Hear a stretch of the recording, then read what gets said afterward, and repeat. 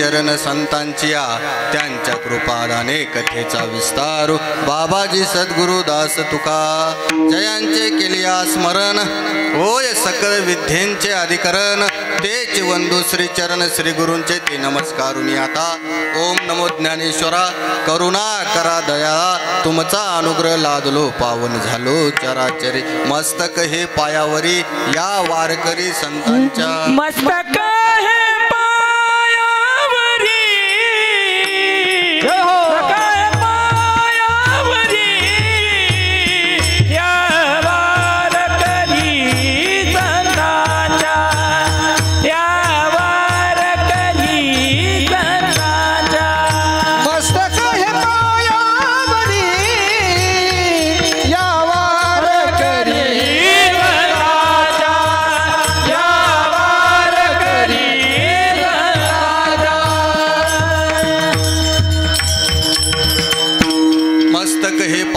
या वारकरी संतांच्या आपुला तो देव एक करून घ्यावा तेने विना जीवा सुख नोहे यरती माईक दुःखाची जनती नाही आदी अंती अवसान।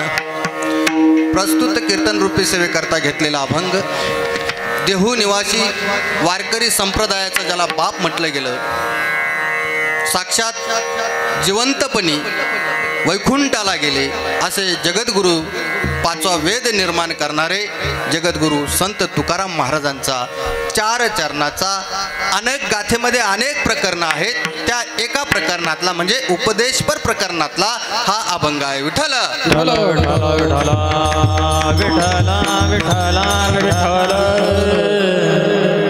अभंग तुकाराम महाराजांचा आहे, उपदेशपर प्रकरणातील आहे। या अभंगामध्ये तुकाराम महाराज असं म्हणतात, आपुला तो देव एक करुणी घ्यावा। कशासाठी करुणी घ्यावा? तेने विना जीवा सुख नोहे। तुम्हाला जर सुख पाहिजे ना तर काय करावं लागेल? देव आपला करावा लागेल। यरती माईक दुःखाची जनती नाही आदी अंती अवसान। तुम्ही ज्या सुखासाठी ज्या गोष्टी सुख म्हणतात ते सगळं मिथ्या आहे। आपण जे सुख म्हणतो आहे ना ते फक्त काल्पनिक सुख आहे, पण ते कसं आहे? मिथ्या आहे। अविनाश करी आपुलिया ऐसे लावी मना पिसे गोविंदाचे लक्षात घ्या। तुकाराम महाराज पुढच्या चौथ्या चरणामध्ये असं म्हणतात, आता काय करायचं आहे? आता असं करायचंय, तुका म्हणे एका मरणची सरे उत्तमचे उरे कीर्ती मागे। हा सरळ या अभंगाचा अर्थ आहे। विठ्ठल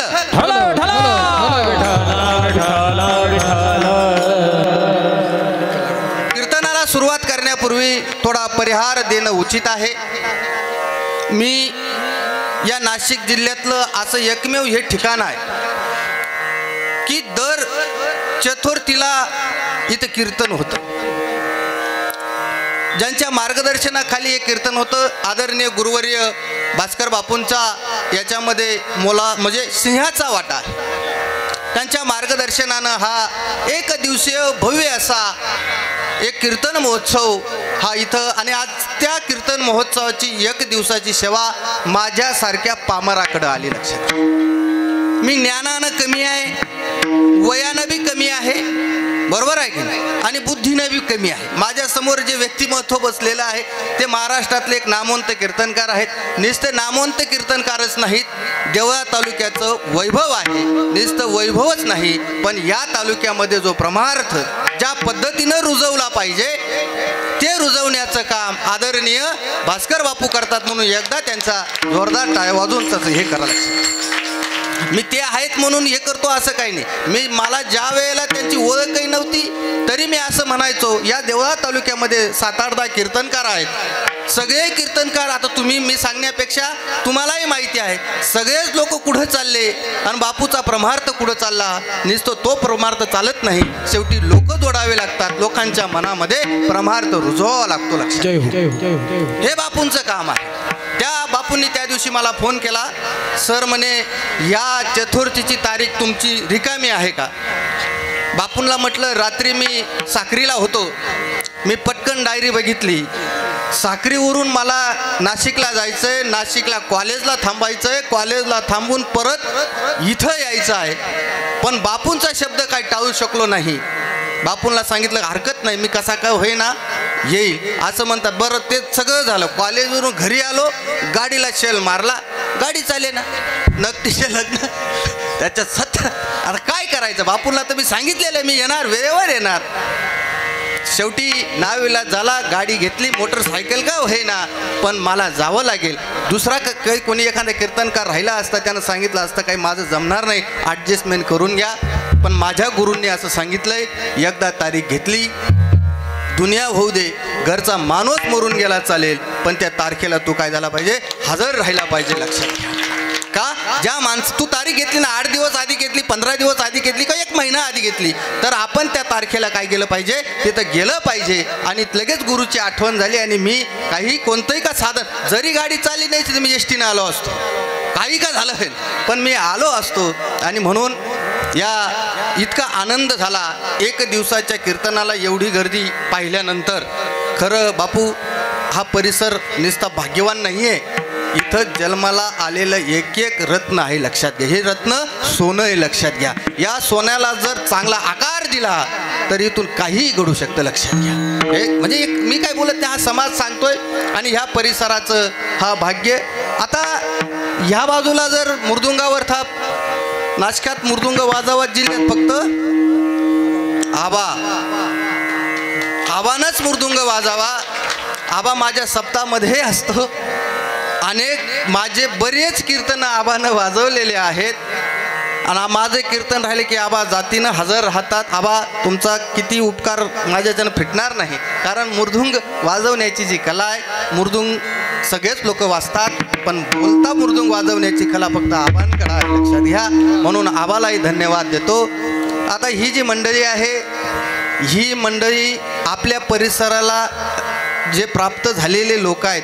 मी नेहमी सांगतो, कुठंतरी एका कीर्तनात माझ्याबरोबर मुन्ना होता, मी सांगितलं होतं कैलास पवार काय आणि अजून कोण जगताप आहे काय, यांच्यापेक्षा चांगलं गाणारे पोरं हे एक मुन्ना आहे, दुसरं बबलू महाराज आहेत, आणि शेजारी वाल्मिक महाराज, मच्छिंद्र महाराज, म्हणजे हा मच्छिंद्र महाराज. असे पोरं जर ह्या मातीत जन्माला आले, मग हे रत्न नाही का हो? काय सांगायचं, असे पोरं जन्माला येणं. आता मुन्नाचं वय काय सांगायचं तुम्हाला, मोबाईल घरी राहून झोपायचं वय की नाही. आता या वयातले पोरं काय करतायत, घरी झोपतायत.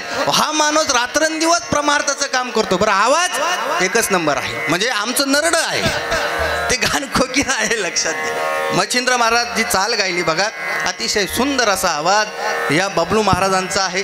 सगळे हे परिसरातले सगळे लहान लहान बालकं आहेत. हे सगळ्या जी काही सिस्टीम आहे, गणेशा साऊंड सिस्टीम पिंपळगावमधलं, हे माझं 4थं का 5वं कीर्तन. अति सुंदर म्हणजे जी सिस्टम लावली गेली किंवा लावण्याची जी कला आहे ती त्यांची आहे. त्याचबरोबर माझ्याबरोबर विटूचा सोहळा नावाचं चॅनल आहे. आता हे कीर्तन महाराष्ट्रभर जाणार आहे. लक्षात घ्या, पूर्ण महाराष्ट्र 10-15 हजार सबस्क्रायबर आहेत. आणि तुम्हालाही मी सांगतो, बाकीचे चॅनल सबस्क्रायबर करण्यापेक्षा हा विठूचा सोहळा, आपला हा परिसर, हे कीर्तन, हे मंदिर महाराष्ट्रभर दिसणार आहे. आणि म्हणून विठूचा सोहळा हे चॅनल आहे, ते चॅनल तुम्ही सबस्क्रायबर करा. आणि जो काही मला परिहार द्यायचा होता, या मंदिराचं सिद्धिविनायक, श्री सिद्धिविनायक मंदिर, नवशा गणपती, मगाचीच बबलू महाराजांनी मला सांगितलं, हे जागृत देवस्थान आहे. लक्षात घ्या, गणपतीचं मंदिर. आणि ते मी महाविद्यालयात, इकडं माझे सगळे मित्र राहतात, माझे विद्यार्थी खामखेडा, सावकी, हे विद्यार्थी इथं आहेत, मित्र आहेत. या सगळ्यांकडून मी या मंदिराचा इतिहास जाणून घेतला. या पवारसाहेब, या पुढंच बसा. आमचं भाग्य आहे की आदरणीय पवार, दीपक पवार साहेब भोरवरून इथं आलेत. म्हणजे काय सांगायचं, आता काय बोलायचं मी. तर हे सगळे जीवाभावाची मंडळी, या गणपतीचा जो काही नवशा गणपतीचं मंदिर आहे, याचा इतिहास तुला सगळ्यांना माहिती आहे. म्हणून जाणीवपूर्वक मी जो अभंग घेतला आहे, तो अभंग कीर्तन हे करमणुकीचं साधन नाही, कीर्तन हे उद्धाराचं साधन आहे. म्हणून मी उपदेशपर प्रकरणातला अभंग घेतला. विठ्ठल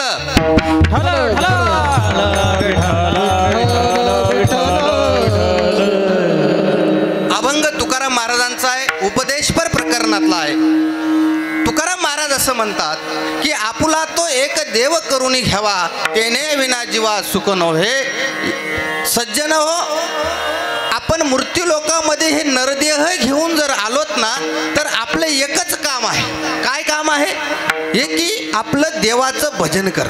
बरोबर. देव दिला देह भजना गोमटा, देव दिला देह भजना गोमटा, देव दिला देह भजना गोमटा, देव दिला देह भजना गोमटा. होया झाला पाता मादिकेचा, मादिकेचा. तोया झाला मालिकेचा, मालिकेचा.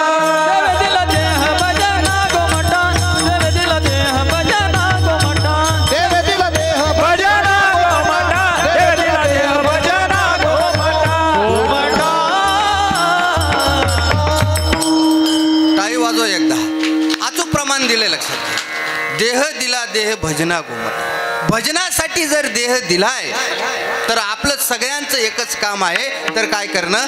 भजन करणं. जेने हा जीव दिला दान, त्याचे करीना चिंतन, जग जीवन नारायण, काही न गुण तयाचे. जेने जीव दिला दान, तयाचे करीना चिंतन. हरी जग जीवन नारायण, काही जेने हा जीव दिला दान, याचे करीना चिंतन, जग जीवन नारायण, काही न गुण तयाचे. नारायण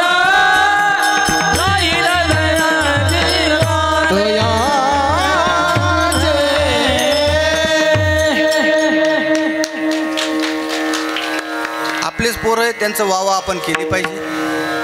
तर हा देह दिलाय, हा भजनासाठी दिलाय. पण आपली गोष्ट चालली कुठं बघा. आपण काय करतोय? आपण सुख जे पाहतोय ना ते सुख संसारात पाहतो.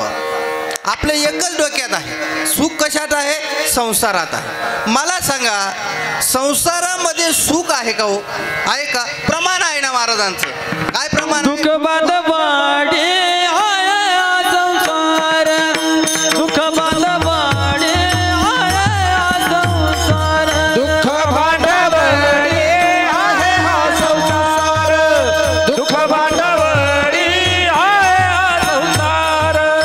सुखाचा विचार नाही कोठे, सुखाचा विचार नाही कोठे.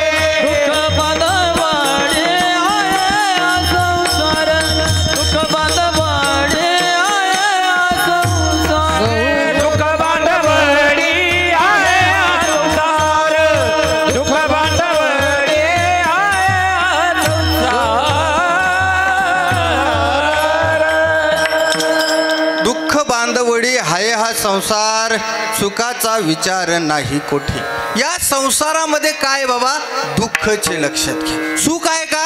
पण नाही. पण आपण काय म्हणतो? सुख आहे. प्रमाण म्हणतं, हे महाराजांनी मुन्नांनी बरोबर प्रमाण दिलं की आपण फक्त सुखाचा विचार तिथं चाललाय, पण सुख मिळत नाही. मग सुख जर मिळत नाही, हा संसार केला कोण? तुम्ही आम्ही करतो आहोत. काय फळ याला फूल, काही पाकळ, काही फूल आलं का हो? अजिबात नाही. बरं, केलाय आपणच करतोय. आपली पुढची पिढी बी संसार करणार आहे की नाही? मागच्यांनी केला नाही का? प्रमाण आहे. आजा मेला, पंजा मेला, बा मसना गेला. कधी? आपल्या देखत गेला. आपण त्याला साक्षीदार. बरं, काय परिणाम झाला? पुढं काहीच केलं नाही.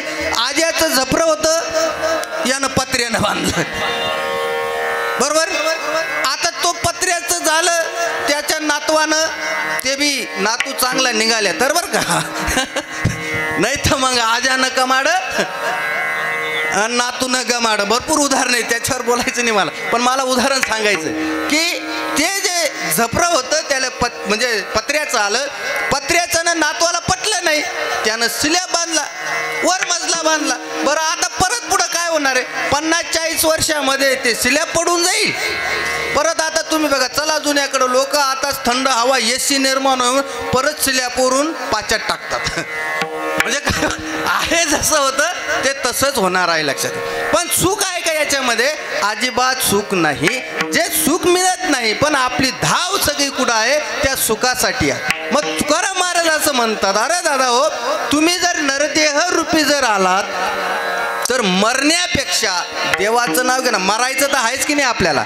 मरणारा का? इथं बसलेले कोणी जगणारे का हो? वर बोट करा बरं. बरं जाऊ द्या, मरण्याचं जाऊ द्या. उद्या सकाळी मी उठणार आहे असं कोण म्हणणार आहे? आजचं पाकिट त्याला वर बोट करा. चला, मी आहे कोणी नाही. का बरं नाही? शाश्वतीच नाही. बरं तुमची शाश्वती जाऊ द्या, माझी तरी आहे का? आता मला इथून कुठं जायचंय? नाशिकला, बरोबर. काय सांगता येतं, उद्या सकाळी तुम्हाला निरोप येऊ शकतो. काय क्या भरोसा है इस जिंदगी का, क्या भरोसा है इस जिंदगी का, क्या भरोसा है इस जिंदगी का, क्या भरोसा है इस जिंदगी का. साथ देती नहीं, साथ देती नहीं, साथ देती नहीं है किसी का. क्या भरोसा है इस जिंदगी का, क्या भरोसा है इस जिंदगी का, क्या भरोसा है इस जिंदगी का, क्या भरोसा है इस जिंदगी का. क्या भरोसा आहे हे जिंदगी. अहो त्याला श्रीमंतही चालत नाही, गरीबी चालत नाही, कोणीच चालत नाही. ज्याचं ज्या दिवशी भरलंय त्या दिवशी त्याला जावं लागतं. मगाशी मी म्हटलं होतं माझा निरोप सकाळी येऊ शकतो 8 वाजता. भगवान महाराजांचा काय आहे? कनकापूर या ठिकाणी अंत्यविधी आहे. आपल्याला सगळ्यांना हो कसं काय? कालीच तर कीर्तन करत होता ना रात्री, बरोबर आहे की नाही? म्हणजे इथं बसलेल्या माझ्या सगट सगळ्यांना या जिंदगीचा भरोसा नाही. सगळ्यांची तिकीट एसटीत बसून कंडक्टरनं काढून ठेवलेले आहेत. तिकीट सुद्धा फायनल आहेत. कंडक्टरनं त्याला पंच मारलेला आहे. फक्त गाव येण्याचं बाकी आहे. खामखेडा आलं, उतर खाली. तुझं ठिकाण कुठपर्यंत आहे? खामखेडा. मग या वारी वाटे पुढं दरानं गाव आहे, मग तिथं जावं लागेल. तो तिथलं दरानं, मग त्याचं किती अंतर वाढलं? 5-10 वर्ष पुढं. तिथून पुढे गेलं का मग सटाणा आहे, त्याच्या पुढचं 10-12 वर्ष पुढे. म्हणजे लक्षात घ्या, सगळ्यांचे तिकीटं काढलेले आहेत. मग आपण म्हणतो याचं वय 35 होतं, गेला कसा? अहो जाणार ना दादा. त्याचं जर लिखित आहे तर त्या दिवसाला कोणी रोखू शकत नाही. एकदा कीर्तनात असंच महाराज, एक मी म्हटलो होतो इथल्या या गावातले या परिसरातले सगळेच लोक मरणार आहेत असं म्हटलं मी. ती एक आजी होती बिचारी, पुढं बसेल, हसायला लागली. का बरं हसायला लागली? मी म्हटलं आजी काय भानगड आहे, तू हसायला लागली जोर जोरात? म्हणे भाऊ सांगू का खरं काय? म्हणे का आजी? भाऊ म्हणे मी या गावनीच नाही म्हणे. काय आजी काय म्हणे? भाऊ मी या गावनीच नाही म्हणे. बर, आता मला सांगायचं तात्पर्य असं आहे, आजी या गावाची असो काय, परिसरातली असो काय, किंवा या मृत्यू लोकात तर आहे की नाही आजी. मग या मृत्यू लोकात जर आजी आहे, ज्या दिवशीचं आजीचं तिकीट तयार आहे, ज्या दिवशी आजीला जायचं आहे, त्या दिवशी आजीला कोणीही वाचू शकत. तू लाख हिफाजत कर ले, तू लाख करे रखवाली, उड़ जाएगा एक दिन पंछी रहेगा पिंजरा खाली, उड़ जाएगा एक दिन पंछी रहेगा पिंजरा खाली. तू लाख हिफाजत कर ले, तू लाख करे मनवाली, उड़ जाएगा एक दिन पंछी रहेगा पिंजरा खाली, उड़ जाएगा एक दिन पंछी रहेगा पिंजरा खाली. पिंजरा खाली, पिंजरा खाली, पिंजरा खाली, पिंजरा खाली. येथे नाही उराने आवता, येथे नाही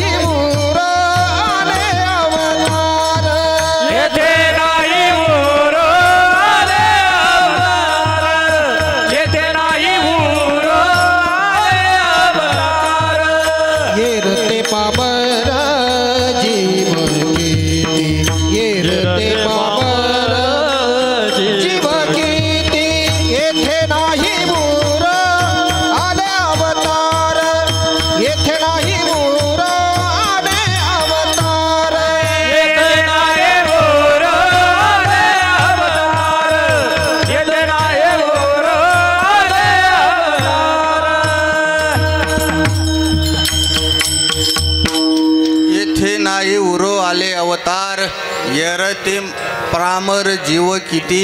लक्षात घ्या की इथं जे आपलं सोडून द्यावं, आपल्या सामान्य लोक जीव आहोत, आपल्याला जावं लागणार आहे मार, बरोबर आहे की नाही. पण प्रमाण बबलू महाराजांनी दिलं, अवतार आले अवतार. कोणते अवतार? 10 अवतार आले. प्रभू रामचंद्राला जावं लागलं, बरोबर, श्रीकृष्णाला जावं लागलं. ज्यांचं ते वर्ष सगळं ठरलेलं होतं ते गवाळ त्यांचं संपलं आणि ते गेले निघून. बरं, त्यांना तर जावंच लागलं, त्यांच्या बापाला सुद्धा जावं लागलं. लक्षात घ्या, त्यांच्या बापाला सुद्धा. अहो, देवाचा बाप होता, मग त्यानं सांगितलं पाहिजे होतं ना, मी तर देवाचा बाप आहे यार, मला 10, 20, 25, 30 वर्ष वाढून दे ना.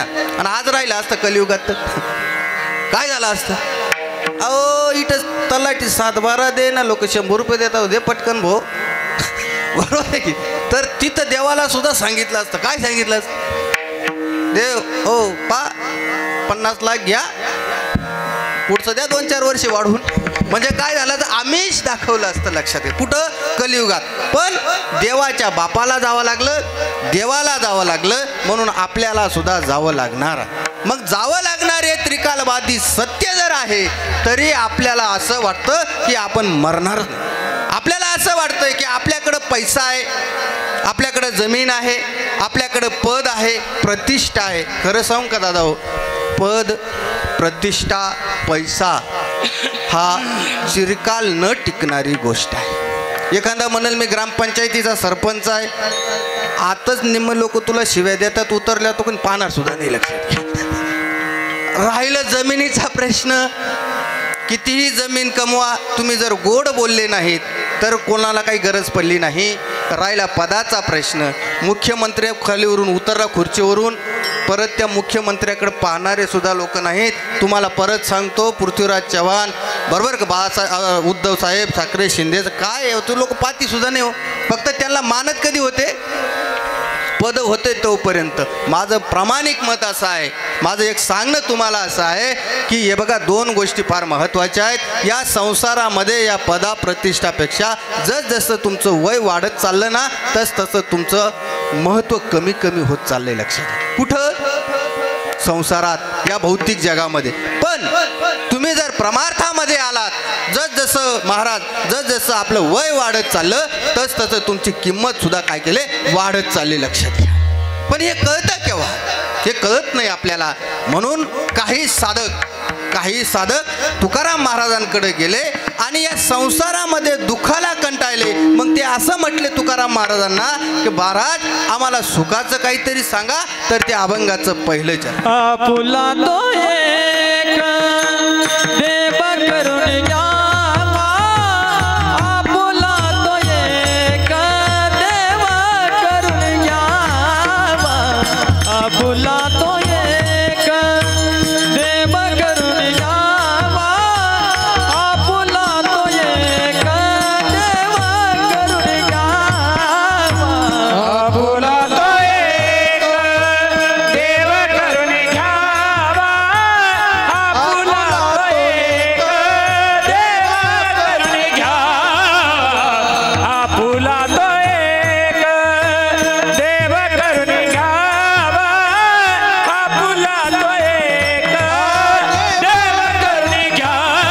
करून घ्यावा. तेने बिना जीवा सुख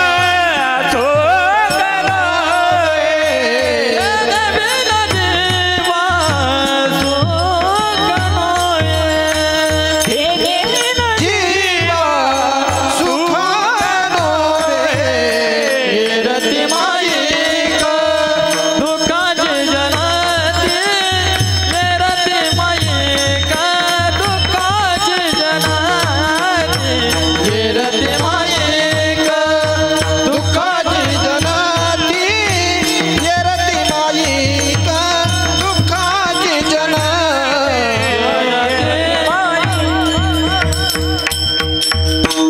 आपुला तो देव एक करून घ्यावा, तेने विना जीवा सुख नोहे, यरती माईक दुःखाची जनती, नाही आदी अंती अवसान. तुकाराम महाराजांनी सांगितलं, बाबा तुम्हाला जर सुख पाहिजे असेल ना तर तुम्ही कुठे चला, देवाकडे चला. लक्षात, संतांचे पाय धरा. कोणाचे पाय धरा? संतांचे पाय धरा.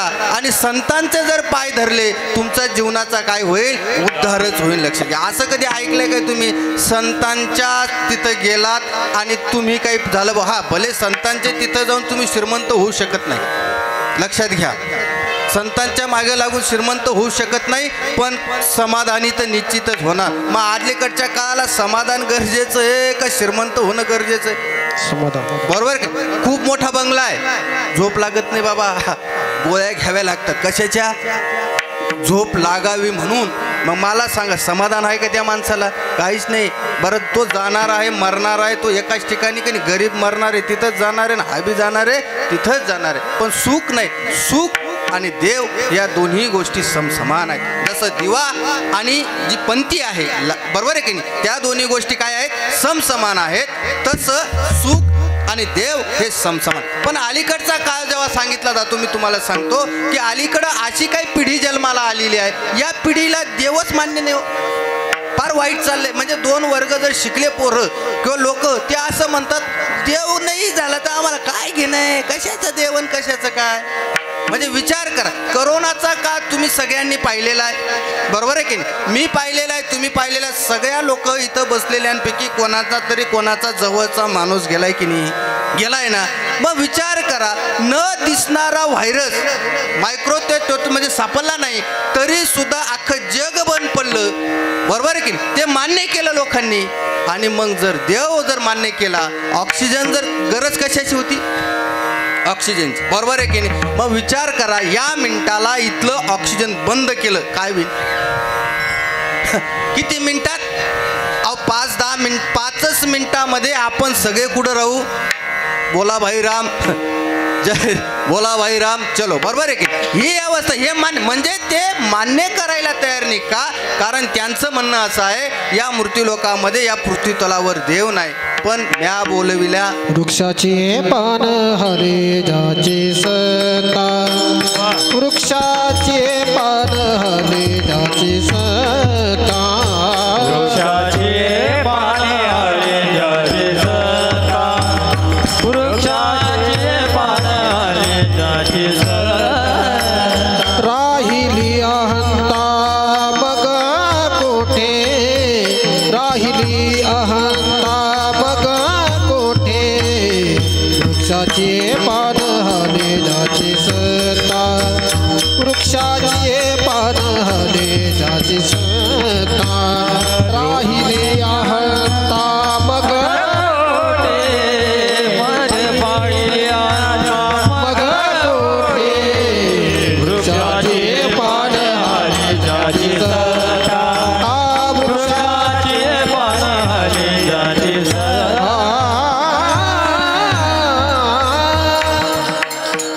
वृक्षाची पाने हले ज्याची सत्ता, राहिली अहंता मग कोठे. वृक्षाची पालं हलवण्याची सुद्धा ताकद कोणाचे? त्या पांडुरंगाची आहे. लक्षात घ्या. पण बाकीची अलीकडची पिढी म्हणते आम्हाला काही माहीत नाही, थोडं विज्ञानवाद. आणि खरं सांगू का, विज्ञान, आता मी प्राध्यापक आहे पेशाने, बरोबर आहे की नाही?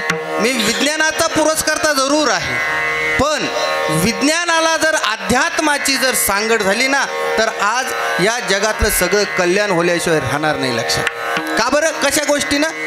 विज्ञानाला कशाची सांगड असली पाहिजे? अध्यात्माची सांगड असली पाहिजे. पण अलीकडं काय, विज्ञानाला कशाची सांगड आहे? कशाचीच नाही.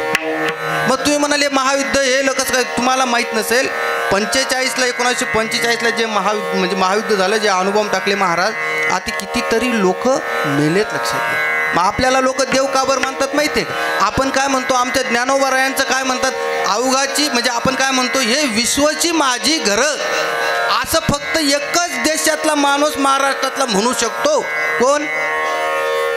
ज्ञानोबा माऊली. अवघाचे संसार सुखाचा करीन, अवघाचे संसार सुखाचा करीन, अवघाचे संसार सुखाचा करीन, अवघाचे संसार सुखाचा करीन.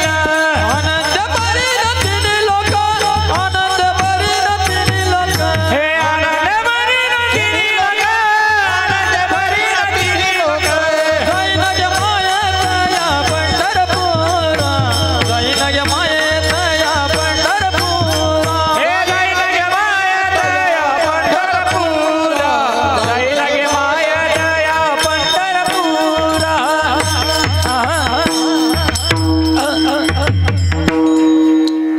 सगळ्यांनी काय केलं, संसार दुःख आहे असं म्हटलं. पण आमचे ज्ञानोबराय काय म्हणतात, अवघाची संसार सुखाचा करीन, आनंद भरीन तिनले की केव्हा जाईन गे माये तया पंढरपुरा, भेटे न माहेर आपुलिया. आपण पंढरपूरला बी जात नाही आणि जे जातात त्यांनाही जाऊ देत नाही. काही महाभक्त असे भारी आहेत का ते तिथपर्यंत जातात आणि तिथून फोन लावतात, हॅलो पिंट्याने मागशा का नाही, म्हैस दूध काढा का नाही. अरे भाऊ तू आता पंढरपूरले काय ना दे सोडून, पण ते संसार सुटत नाही. लक्षात घ्या, हे सगळं संसार सुटत नाही. प्रमाण सांगतो, या संसारामधलं या जगातलं कोणी कोणाचं नाही. हे लक्षात घ्या, आहे कोणाचं, कोणीच नाही. हे बघा ना, मी तुम्हाला सांगतो की तुम्ही म्हणत असाल माझी बायको माझी आहे का हो.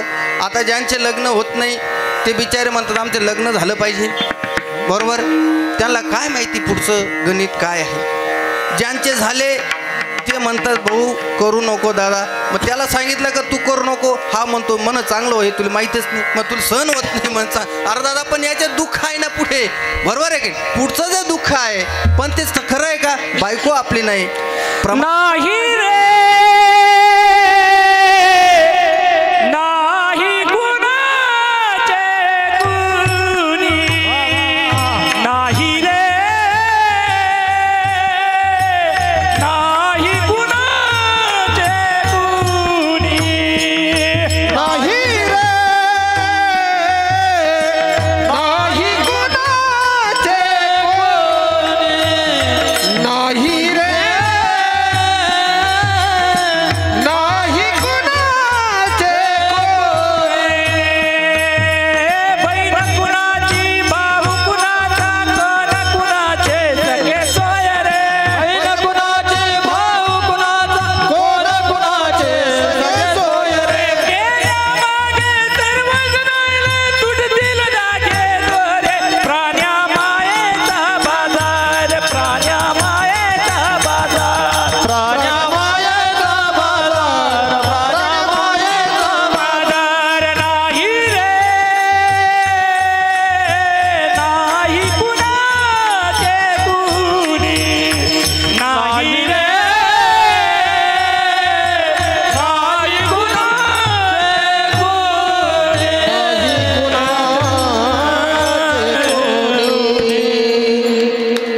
जोरात वाजवा, लाजूच नका, जोरात टाळी वाजवा. अतिशय प्रमाण अतिशय उत्तम होतं. बायको कोणाची नाही, भाऊ कुणाचा नाही, बहीण कुणाची नाही, हे सगळे काय आहेत, मायेचा बाजार आहेत. लक्षात घ्या. आणि आपलं चाललंय त्यांच्यासाठीच सगळं, बरोबर आहे की नाही. आपलं तुम्हाला फक्त कोरोनातलं एक उदाहरण मला भावलेलं म्हणून सांगून जातो, लक्षात राहू द्या.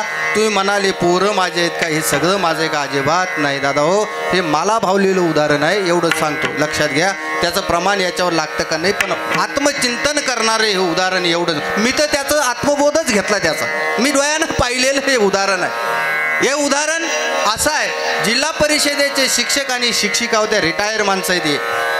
काय रिटायर माणसं होते जिल्हा परिषदेमध्ये, आणि दोन्ही रिटायर झाले आणि चालले फिरायला चालल्यानंतर बाबा ते असं म्हणायचे, आपल्याला 30-40 हजार दोघांना पेन्शन आहे, तुला बी आहे मलाही आहे, आपल्याला काही एवढे पैसे लागत नाही, आपल्याला आजार तरी काय BP शुगर काय असतील नसतील एवढे आजार आहे, त्याच्यापेक्षा आपल्याला पैसे लागत नाहीत, 1.5-2 कोटी रुपये आपल्या खात्यावर आहेत, हे आपण आता ह्या पोरांना वाटून देऊ. लक्षात घ्या, वाटून पोरं, मग आता आईबापाची काय इथं बसलेल्या माझ्या सगळं कोणाला असं वाटतं आपल्या पोराचं वाटतं आहे का, कोणालाच वाटत नाही. सगळे लोक असं म्हणतात आमच्या पोरांचं काय कल्याण झालं पाहिजे.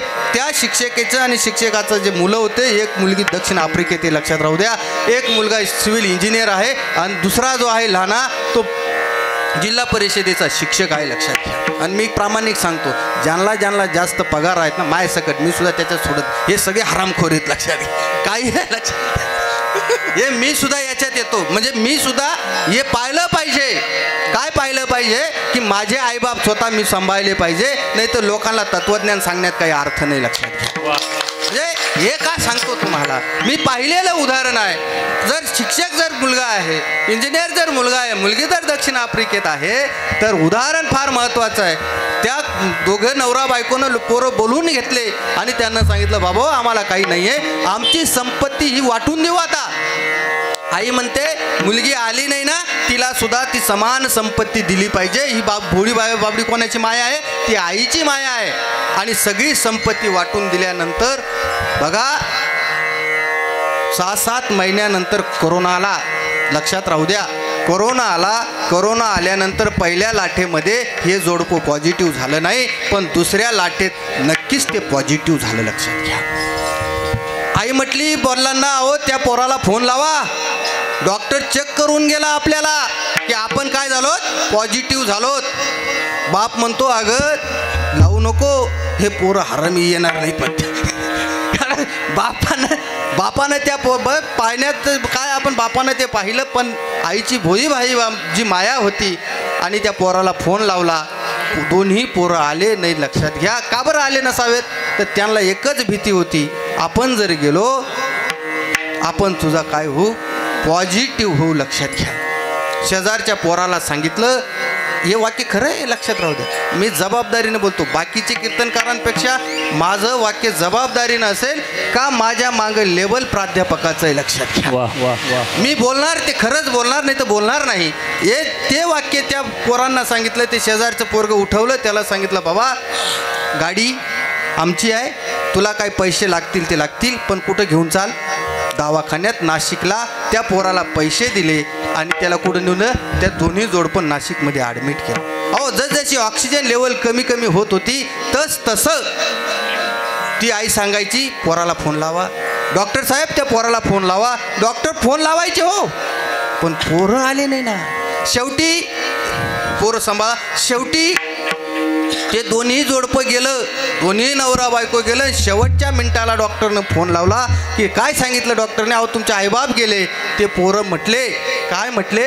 अहो तुम्ही अंत्यविधी करून टाका, फोटो आम्ही लावून देतो. लक्षात घ्या. आई रे बेईमान दुनिया, आई रे,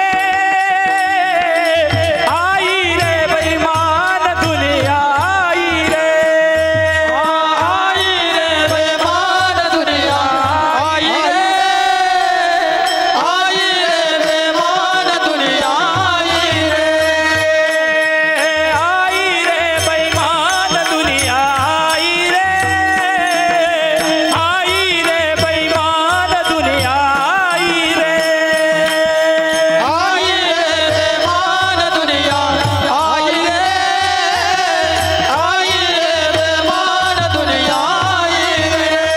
माता पिता कोई नहीं माने, कोई नहीं माने, माता पिता कोई नहीं माने, माता पिता कोई नहीं माने, औरत को बहुमान, आई रे मान दुनिया, आई रे, आई रे बेईमान दुनिया, आई रे, आई रे बेईमान दुनिया, आई रे, आई रे, आहा, आई रे बेईमान दुनिया, आई रे, आई रे बेईमान दुनिया, आई रे. काय वाजवा जोरात, जोरात वाजवा, जोरात. असे प्रमाण कधी कधी ऐकायला मिळतात. लक्षात घ्या.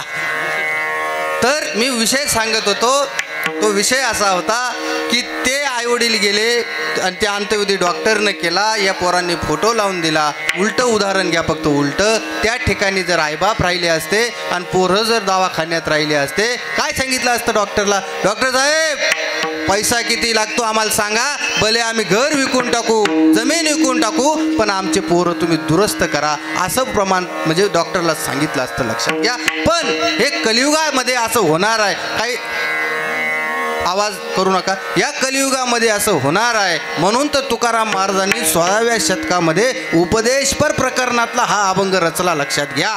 मग तुम्हाला सुख पाहिजे असेल तर देवाचं भजन करा. या मायाजाळातून जायचं असेल तर अभंगाचं दुसरं चरण लक्षात घ्या. ये रती माई के दुःखाची जनाती, ये रती माई के दुःखाची जनती, ये रती माई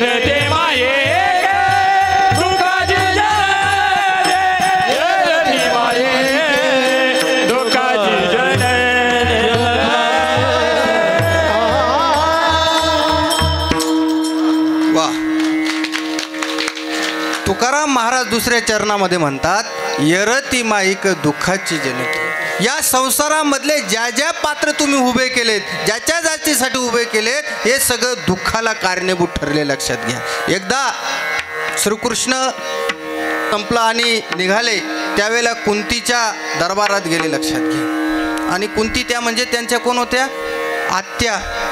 आणि तिथं गेल्यानंतर श्रीकृष्णाला असं वाटलं की बा आपल्या आत्याला सुद्धा काहीतरी आपण दिलं पाहिजे. आणि सहज विचारायला गेले, अहो बुवा मी चाललोय आता, तर काहीतरी मागून घ्या. कारण आपण देवाकडे गेल्यानंतर आपण सामान्य लोक आहोत, आपल्या अनेक मागण्या आहेत, लक्षात घ्या. आपण नारळ आता 40 रुपयाला मिळतं, 40 रुपयाचं नारळ देतो, 2 लाखाचा माल मागून घेतो. नारळ 40 रुपयाचं, मागणी 2 लाखाची, बरोबर. तुकाराम महाराजांना कधी मागितलं का? मग संतांना आपल्यामधला हाच तर फरक आहे ना. ते देवरूपाला का प्राप्त झाले माहिती आहे का? त्यांनी देवाकडं काहीच मागितलं नाही. आपलं काय, आपलं सामान्य लोक, आपण देवाकडे गेलो, बाबा देवा काहीतरी दे बाबा, माझं कल्याण हो, पोरं जातात, मला नोकरी देव. व आता अलीकडच्या काळात एकच मागणी आहे लोकांची, काय?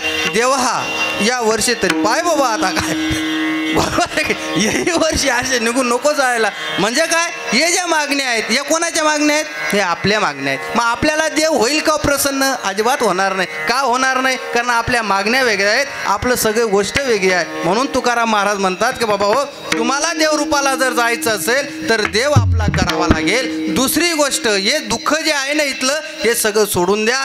तुम्ही काय करा, मी मगाशी बुवाचा विषय चालला होता श्रीकृष्णाचा, त्यावेळेला त्या कुंतीनं सांगितलं, देवा आम्हाला देशील ना तू, तर काय दे? दुःख दे. का बरं दुःख दे? आता या बारीनं जर तुम्ही चालत गेले त्या बाजूला गेले आणि तुमच्या जुन्या पाण्या लोकांनी जर सांगितलं असेल ना, या बारीच्या त्या बाजूला गेलं का भूत आहे. काय भूत? पुढं या बारीच्या त्या बाजूला. आता नका, आता काही नाही, भूत नाही. तुम्ही म्हणाल पहा भाऊ महाराज सांगून गेला काहीतरी, मी प्रभात सांगतो तुम्हाला काय भूत आहे.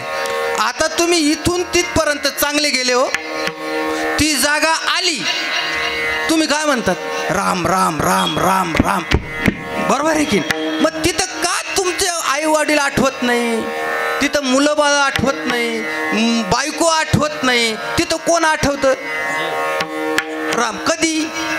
दुःखात, संकटात. आणि एकदा का सुख संपते, तेवढं संकट संपलं, लगेच म्हणतो माया पोराचं काय झालं, काय त्याचं काय, माय बायकोनं काय. म्हणजे केव्हा दुःख असलं की देव आठवतो, सुख जर असेल तर देव आठवत नाही. कुंतीनं सांगितलं, आम्ही तुझ्याबरोबर जितक्या दिवस राहिलो, तू माझ्याबरोबर आमच्याबरोबर होता. कारण का? दुःख होतं म्हणून आम्ही तुमचं नामस्मरण करत होतो. कदाचित तू गेल्यावर आम्हाला सुख प्राप्त होईल, पण तुमचं नाव आमच्यासमोर येणार नाही. म्हणून कुंतीने काय मागून घेतलं?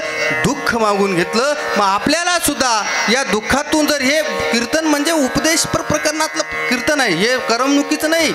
महाराज मला त्या दिवशी म्हटले, मी दारावर गेलो होतो, सर अलीकडच्या कीर्तनकारांनी सगळी करमणूक करून टाकली, लक्षात घ्या. माझं प्रामाणिक मत आहे. काय झालं माहिती आहे का? महाराजांनी करमणूक केलीच केली, पण श्रोते वर्ग करमणुकीचे झालेत, लक्षात घ्या. श्रोते वर्ग करमणूक. सांगा ना तुम्ही त्या कीर्तनकाराला, करमणूक चालणार नाही, अध्यात्मावर काय बोलायचं तर दे बोल, नाही तर बोल नको. तुला काय तिकडं सुना सासवा काय सांगायच्या त्या घरी सांगत बाई, इथं काय सांग? आमच्या घरात तेच चालू आहे, मग आम्ही काहीतरी विसरावं म्हणून इथं येतो, तर इथं बी तू तेच सांगतो, बरोबर आहे की? मग आमचं तिथं विसरण्यापेक्षा इथं काय, इथं देवाच्या गोष्टी केल्या पाहिजे. तू नामदेव महाराजांच्या याच्यामध्ये, नामदेव कीर्तन करी पुढे देव नाचे पांडुरंग असत. आपल्या कीर्तनात चोपदार नाचत, विनाकरी सुद्धा आता बरं इथं नाचतात, नाही तर बिचारी ते सुद्धा नाचत नाही, त्यांना माहिती आहे कायला नाचायचे तर काही नाही काही. माझं प्रमाण म्हणजे सांगायचं तात्पर्य असं आहे की या संसारामधल्या सगळ्या गोष्टी उपदेशपर प्रकरण. आता इथं जवळजवळ 100-200 लोक आहेत, 300-350 लोक आहेत, याच्यातले 10 लोक जरी काही घेऊन गेले ना, तरी हे कीर्तन सफल झालं असं म्हणावं लागेल, लक्षात घ्या. म्हणून अभंगाच्या 3ऱ्या चरणामध्ये अविनाश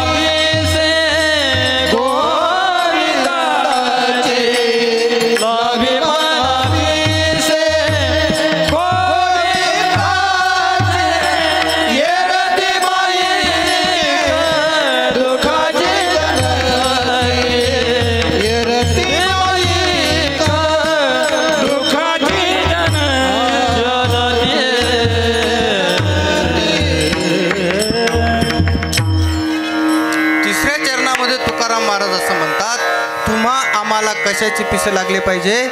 गोविंदाचे पिसं लागले पाहिजे. म्हणजे तुमचं मन माझं मन कोणाला शरण गेलं पाहिजे? गोविंदाला शरण गेलं पाहिजे. लक्षात घ्या. या धर्म मंडपामध्ये आपण जो बसलो आहोत ना, तर हे पिसं छत्रपती शिवाजी महाराजांना लागले होते. लक्षात घ्या. अहो राजाचं पर्व होतं. सांगा ना तुम्ही, आज आपल्या पोरानं जर ठरवलं बा 14व्या वर्षी बोट कापून घ्यायचा आणि शंकरजीला जर अभिषेक करायचा, आपण तयार आहोत का? अजिबात नाही. त्या काळामध्ये छत्रपती शिवाजी महाराजांचं जर आपण चरित्र पाहिलं तर 14व्या वर्षामध्ये त्या रायरेश्वराच्या मंदिरात छोटंसं बालकं 2-4 सवंगडी घेऊन काय केलं? शंकरजीला काय केलं? अभिषेक केला, बोट कापून टाकला आणि मग स्वराज्याची हारोळी दिली आणि इथं हे स्वराज्य निर्माण केलं. तो कोणाचे उपकार आहेत? होते छत्रपती शिवाजी महाराजांचे उपकार आहेत. लक्षात घ्या. का उपकार आहेत? अहो धर्म मंडळ नाही तर काय झालं असतं? इथं काय झालं असतं? आपण एवढ्या संख्येने इथं राहिलो असतो का? अजिबात नाही. म्हणून छत्रपती शिवाजी महाराज की जय, संभाजी महाराज की जय, भवानी जय शिवाजी, जय भवानी जय शिवाजी. मागचे एकदा मागचे पोरं, अरे दादा रक्त सळसळलं पाहिजे. आपण कधी म्हणतो जय भवानी आणि कोण म्हटलं? मागच्या सगळ्यांनी आवाज द्या, जय भवानी, जय भवानी. वा, टाळी वाजव एकदा. का म्हणतो मी? कारण हे लोक जन्माला आलेत ना, तर हे देवाचेच अवतार होते. लक्षात घ्या. ते जन्माला आले म्हणून आपण सुरक्षित आहोत. माझं प्रमाण पुढचं अजून सांगतो तुम्हाला. हा देश फक्त 2च लोक चालवतात. 2 बरं का. तुम्ही म्हणाल मुख्यमंत्री, अरे का आता मुख्यमंत्री कशाचं काय? हे फक्त सैनिक. एक महत्त्वाचा माणूस आहे. व्यक्ती कोण आहे? सैनिक. आणि दुसरा जगाचा पोशिंदा शेतकरी. लक्षात घ्या. आज इतकं वाईट त्या शेतकऱ्याचं झालंय की विचार करा तुम्ही. मराठवाडा विदर्भामध्ये पूरचा पूर वाहून गेला. सरकारला त्याचं काहीच भान नाही. सरकारनं काही तुटपुंजी मदत जाहीर केली. आता एक तर मी वाचलं होतं, एक मंत्री 5 किलो गहू घेऊन गेला. 5 किलो. किती किलो? 5 किलो. पुढं त्या शेतकऱ्याला, अरे जगाचा पोशिंदा एक नाही, पोतेच्या पोते तुम्हाला देतो आणि तुम्ही जर 5 किलो गहू घेऊन जात असाल तर काय लाजिरवाणी गोष्ट आहे दादा ही. बरोबर आहे की नाही? म्हणून शेतकऱ्यांचं हित फार महत्त्वाचं आहे. शेतकरी जगला तर देश जगेल. आणि दुसरा सैनिक वर्ग आहे. सैनिकमध्ये कोण आहे? तो इथं बसणार एखाद्या आमदाराचं पोरग आहे का? मला सांगा ना तुम्ही, आहे का? महाराष्ट्राच्या विधानसभेमध्ये 288 आमदार आहेत. आता माझा पॉलिटिकल सायन्स आहे म्हणून तुम्हाला सांगून जातो. किती? 288 आमदार आहेत. मला सांगा, या महाराष्ट्रातल्या 288 पैकी एखाद्याचा पोरगा बंदूक घेऊन लढायला आहे का? आहे कोणी? अजिबात नाही. या महाराष्ट्रातून लोकसभेवर 48 खासदार जातात. किती? 48 खासदार. त्याच्यातला एखादा आहे का? राज्यसभेवर 19 खासदार इथून जातात. त्याच्यातला एखादा? अहो त्याच्यातले नाहीत. मिलिटरीमध्ये जाणारे सगळे पोरं ज्याचे आईबाप रोजंदारीनं कामाला जातात, ज्याचा बाप राबतो, ते पोरं मिलिटरीत आहेत. ते पोरं देशाचं काय करतात? संरक्षण करतात. आणि बाकीचा जो पोशिंदा आहे जगाचा, तो शेतकरी. हे लक्षात घ्या. आणि म्हणून हा देश 2च लोक चालवतात, एक शेतकरी आणि दुसरा सैनिक. लक्षात घ्या. हे परोपकार का म्हणून मी सांगतोय की इथं जे कमी वयाचे लोक जन्माला आलेत ना, ते इतिहासच करून गेलेत. लक्षात घ्या. ज्यांच्या मागं समाज उभा राहिला, त्या कोणा मागं समाज उभा राहिला? साध्या माणसांमागं. साधे लोक होते. तुम्हाला उदाहरण सांगतो. मराठवाड्यातलं एक नेतृत्व, मराठा नेतृत्व, मनोजदादा जरांगेचं पान तुम्ही. अहो घरात खायला नाही, समाज उभा राहिला. मुंबई जाम केली हो. कोणा मागं? मंत्र्या मागं धावले का? अजिबात नाही. का? सामान्य घरातल्या पोरा मागं लोक उभे राहिले आणि मनोजदादा जरांगे उभे राहिले आणि ते मराठ्यांना काय आरक्षण झाले ते मंजूर करून. मला तो विषय मांडायचा नाही, पण मला एवढं मांडायचं आहे की समाजासाठी जो झटला त्याचं नाव जोपर्यंत सूर्यचंद्र आहे तोपर्यंत राहणारे. आमच्या ज्ञानोबा रायांचं नाव का पण आहे? सांगा ना तुम्ही. 22व्या वर्षी माणूस म्हणजे त्या संतांनी ज्ञानोबारायांनी समाधी घेतली. किती वर्षी? आजचा 22व्या वर्षीचं पोरग काय करतंय? Mobile खेळतंय, PUBG. 22व्या वर्षाचं पोरग काय करतं? पबजी खेळतंय मोबाईलमध्ये. तो मोबाईल चालवतो आहे, कानात हेडफोन घालतो, समोरचा सुद्धा दिसत नाही, ढकलून देतो, चलो जाओ. म्हणजे अशी अवस्था आहे.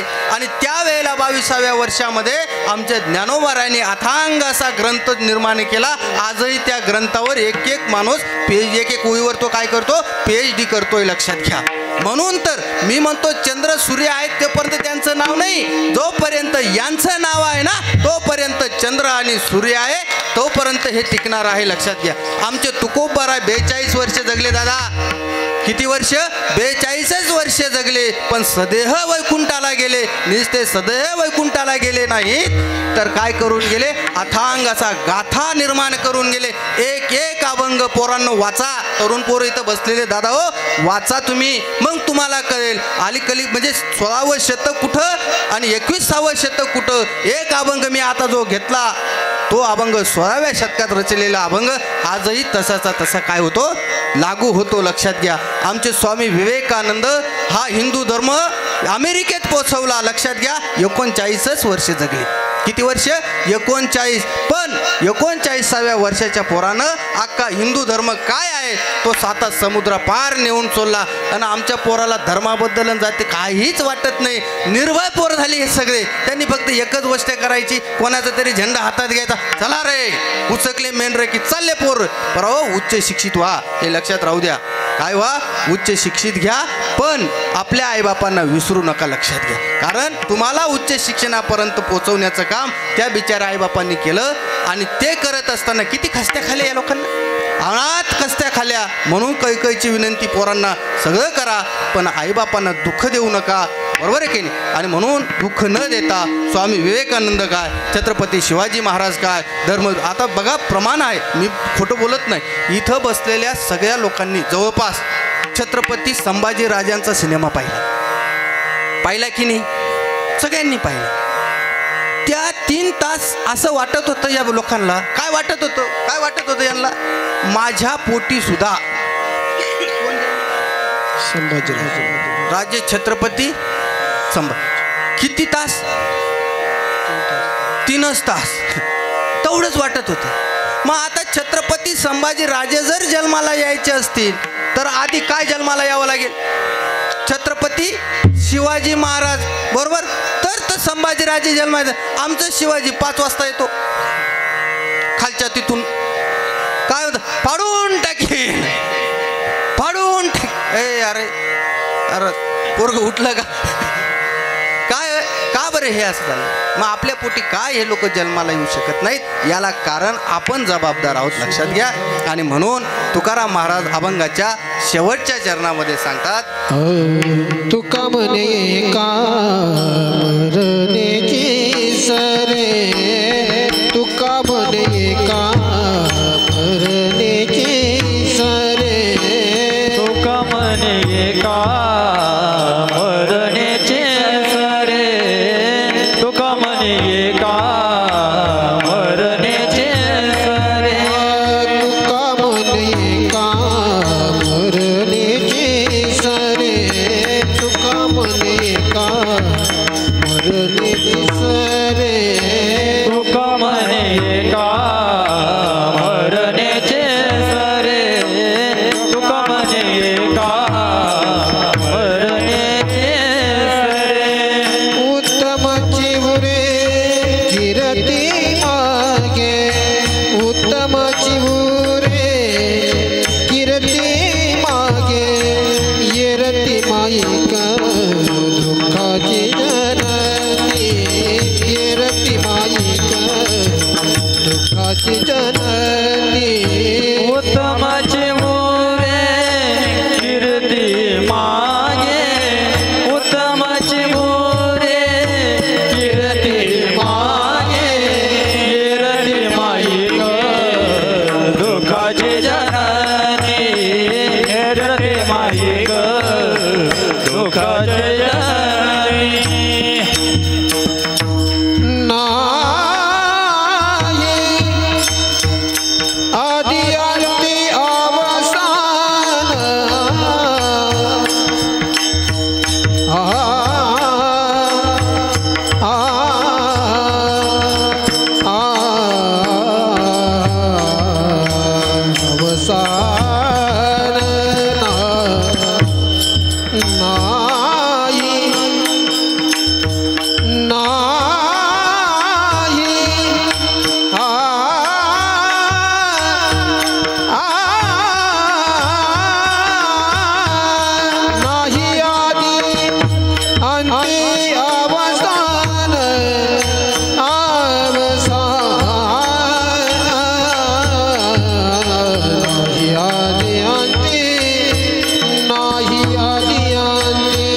नाही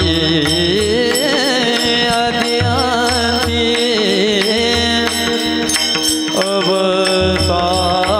अवसान